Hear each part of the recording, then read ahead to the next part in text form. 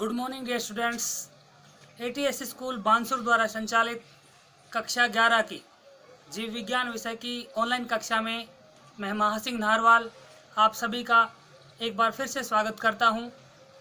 प्रिय विद्यार्थियों, अब तक हमने प्रथम पाठ के अंदर अंतिम topic taxonomic tools, taxonomic aids अर्थात वर्ग की सहायता साधनों के बारे में वर्णन अध्ययन किया, जिनके अंतर्गत हमने हर्बेरियम, वानस्पतिक उद्यान, संग्रहालय और प्राणी उपवन के बारे में अध्ययन किया, जिनकी सहायता से शोधकर्ताओं को, विद्यार्थियों को जीवों पादपों का वर्गीकरण करने में सहायता प्राप्त होती है।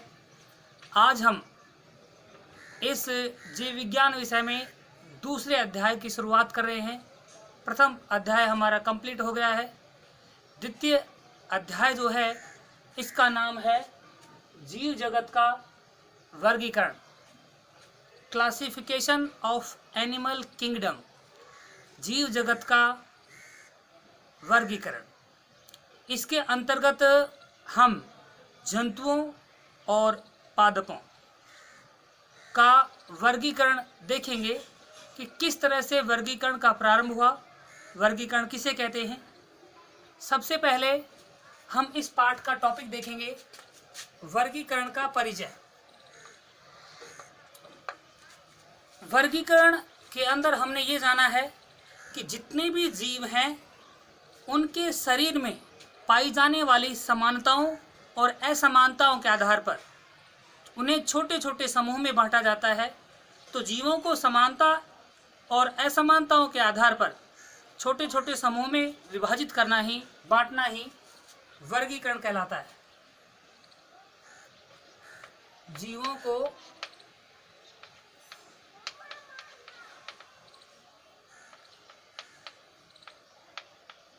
समानताओं एवं असमानताओं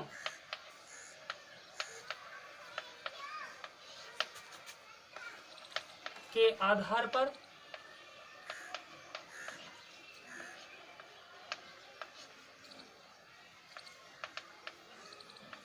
समूहों में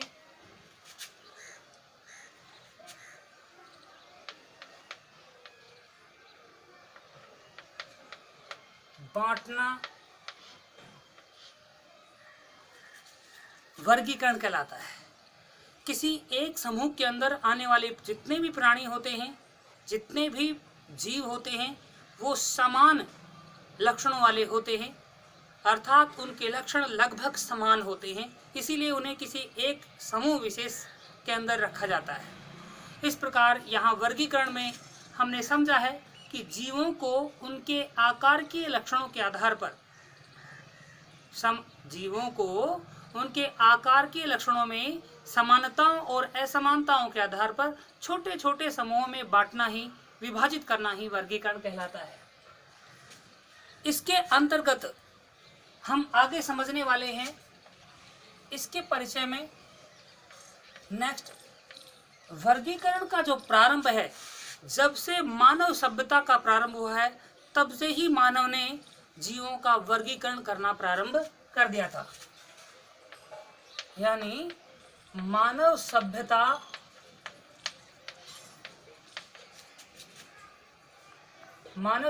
के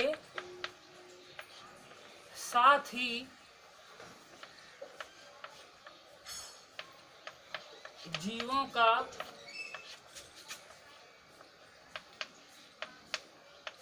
वर्गीकरण भी प्रारंभ हो गया था। मानव द्वारा सभ्यता के विकास के साथ ही जीवों का वर्गीकरण करना प्रारंभ कर दिया गया था। इसके अंतर्गत मुख्य रूप से सबसे पहले वर्गीकरण की प्रक्रिया में वैज्ञानिक मानदंडों का उपयोग एक दार्शनिक द्वारा किया गया था, जिनका नाम था अरस्तु। अरस्तु द्वारा वर्गीकरण में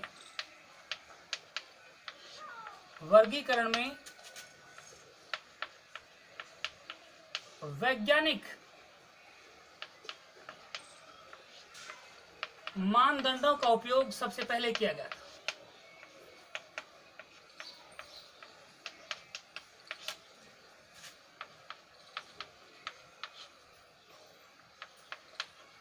यानी वैज्ञानिक पद्धति के आधार पर जीवों के वर्गीकरण का प्रारंभ अरस्तु के द्वारा किया गया था। यानी अरस्तु ने सबसे पहले वैज्ञानिक पद्धति से जीवों के वर्गीकरण का प्रारंभ किया था। अरस्तु को ही जीव विज्ञान का जनक भी कहा जाता है। जीव विज्ञान का जनक। इन्हें जंतु विज्ञान का जनक भी कहा जाता है।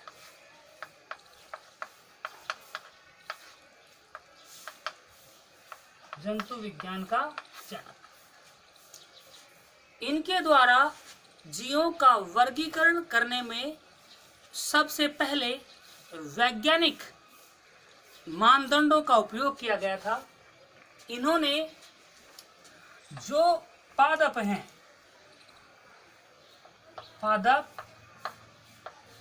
उनको उनके आकारीय लक्षणों की समानता और असमानता के आधार पर, आकारीय लक्षणों में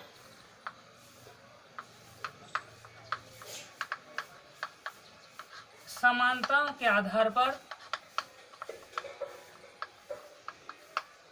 पादपों के 3 समूह बनाए। यानी पादपों को 3 समूहों में विभाजित किया गया।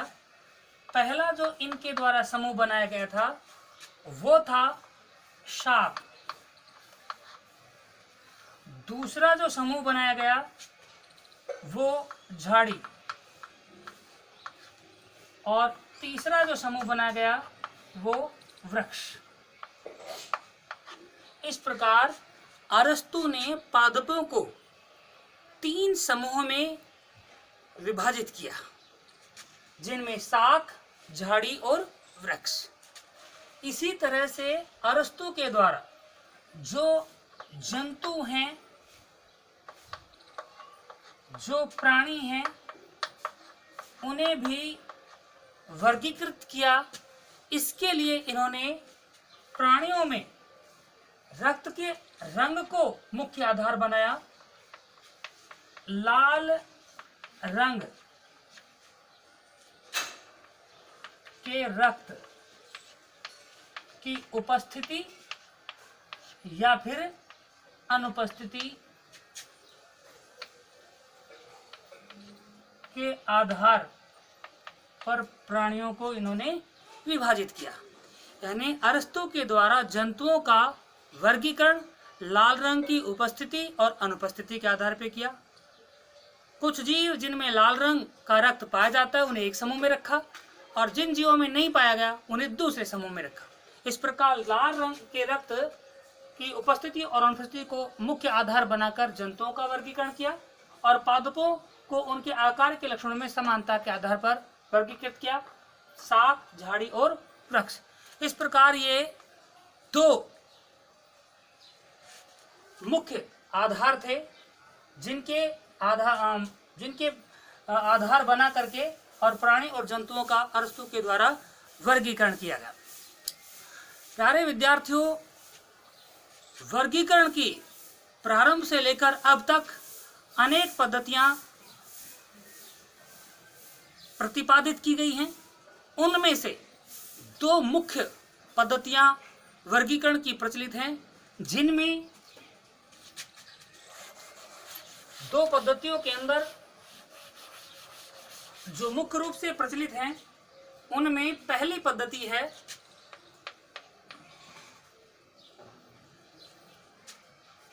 यहाँ अब हम वर्गीकरण की पद्धतियां देख रहे हैं।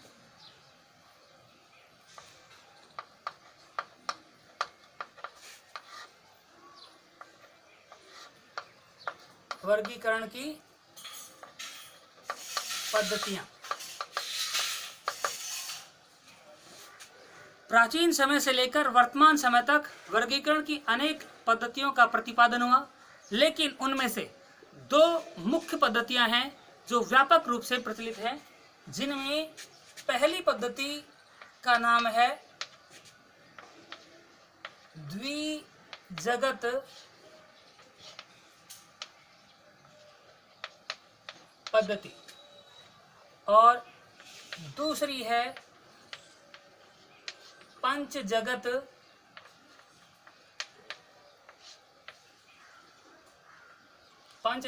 पद्धति। यहाँ इस वीडियो में आज हम केवल द्विजगत पद्धति के बारे में अध्ययन करेंगे। पंचजगत की पद्धति जो है इसका नेक्स्ट वीडियो में अध्ययन करेंगे। लेकिन वर्गीकरण की प्रमुख पद्धतियों में ये दो पद्धतियां व्यापक रूप से प्रचलित हैं। इनके अंतर्गत पहले आज हम देख रहे हैं द्विजगत पद्धति। इस द्विजगत पद्धति का प्रतिपादन सबसे पहले स्वीडिश वैज्ञानिक यानी स्वीडन के वैज्ञानिक कैरोलस लीनियस द्वारा किया गया था। कैरोलस लीनियस ये इस पद्धति के प्रतिपादक थे। इस पद्धति का प्रतिपादन करने वाले वैज्ञानिक का नाम कैरोलस लीनियस था। इनका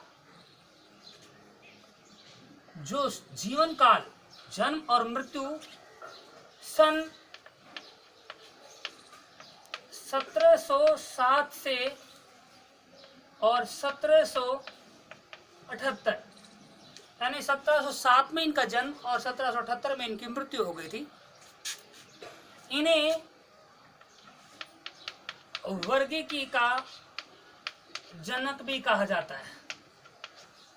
फादर ऑफ क्लासिफिकेशन के नाम से भी इन्हें जाना जाता है। और इसका जो प्रतिपादन किया गया आज से 250 वर्ष पूर्व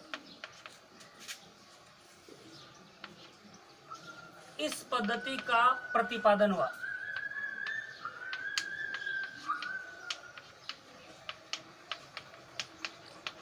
तो सबसे पहले हम यहाँ पर ये जानेंगे कि द्विजगत पद्धति का प्रतिपादन किसने किया। स्वीडन के वैज्ञानिक कैरोलस लीनियस ने। इन्हें किस दूसरे नाम से जाना जाता है? इन्हें फादर ऑफ क्लासिफिकेशन या टैक्सोनॉमी के नाम से भी जाना जाता है। Father of taxonomy, sorry. आज से 250 वर्ष पहले इस पद्धति का प्रतिपादन इनके द्वारा किया गया। इनके द्वारा पृथ्वी पर पाए जाने वाले सभी जीवों को दो प्रमुख जगतों में विभाजित किया गया। जो पहला जगत है यानी समस्त जीवों को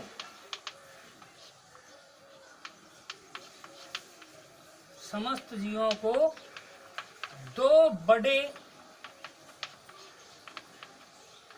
समूहों में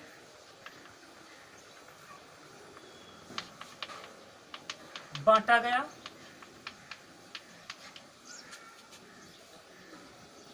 तथा प्रत्येक समूह को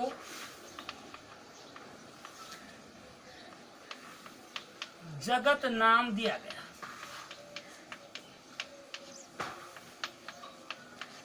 इस प्रकार सभी जीवों को दो बड़े समूहों के रूप में दो जगतों में विभाजित करने की पद्धति को ही द्विजगत पद्धति के नाम से जाना जाता है। इनमें पहला जगत जो बनाया गया, प्रथम जगत, उसको इनके द्वारा नाम दिया गया पादप जगत। इस जगत के अंतर्गत इनके द्वारा किन किन को रखा गया? जीवाणुओं को, कवकों को,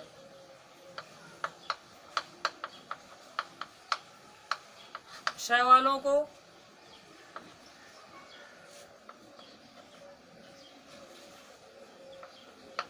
ब्रायोफाइटा,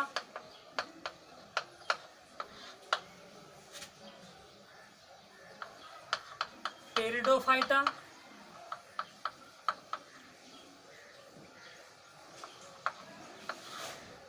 या टेरिडोफाइट्स को, यहाँ पे आप इन्हें ब्रायोफाइट्स भी कह सकते हैं प्लांट को। इसके अलावा कॉनिफर्स को, और जितने भी शेष पुष्पों वाले पादप बच गए वो, इन्हें प्लांटी जगत के अंतर्गत रखा गया। प्यारे विद्यार्थियों, अब तक हमने समझा है कि कैरोलस लीनियस ने पृथ्वी पर पाए जाने वाले जीवों को दो जगतों में बांटा, जिनमें यहाँ हम पहले जगत का नाम ले रहे हैं पादप जगत। उसके बाद बात आती है कि पादप जगत के अंतर्गत लीनियस के द्वारा किन किन को रखा गया?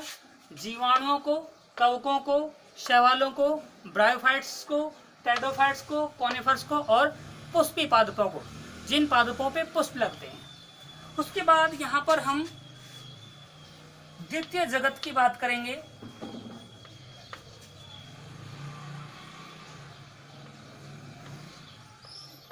द्वितीय जगत यानी दूसरा जगत।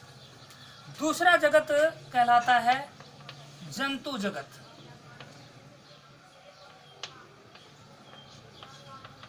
प्राणी जगत, प्राणी जगत भी कह सकते हैं।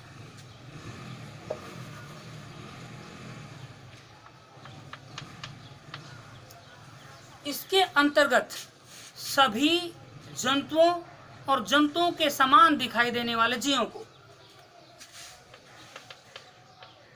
समस्त जंतुओं व जंतु सम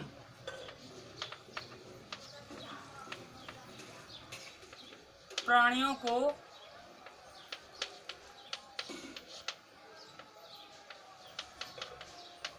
शामिल किया जाता है। इनमें कौन कौन आते हैं? इनमें स्पंज आते हैं, इनमें प्रोटोजोन्स आते हैं, इनमें शार्क आती हैं, इनमें मछलियाँ आती हैं।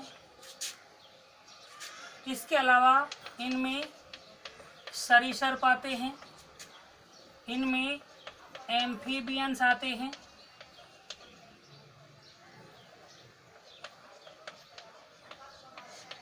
इनमें कृमि आते हैं।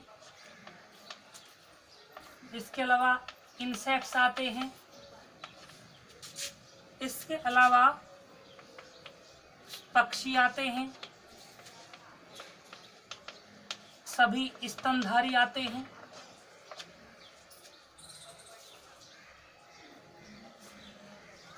ये जो जीव हैं, इन सभी को रखा गया था जंतु जगत या प्राणी जगत के अंदर। जो पादप जगत है और जंतु जगत है, इस प्रकार इन दोनों के अंदर समस्त जीवों को शामिल किया गया। यही कारण है कि कैरोलस लीनियस के वर्गीकरण की इस पद्धति को द्विजगत पद्धति के नाम से जाना जाता है।